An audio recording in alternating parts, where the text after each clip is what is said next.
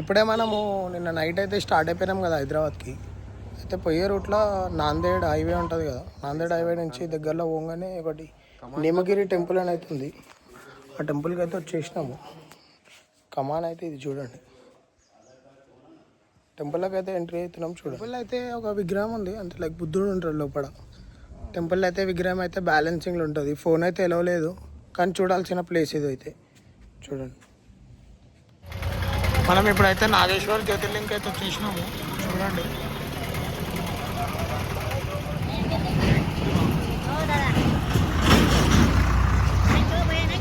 ఇప్పుడే స్నానం అయితే అయిపోయింది.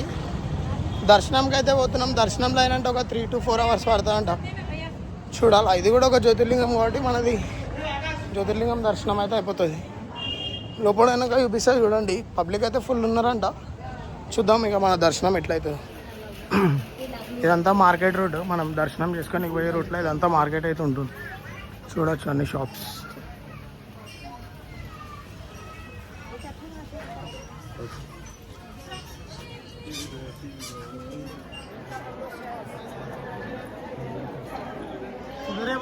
ఫైనల్లీ దర్శనం టికెట్ అయితే దొరికేసింది.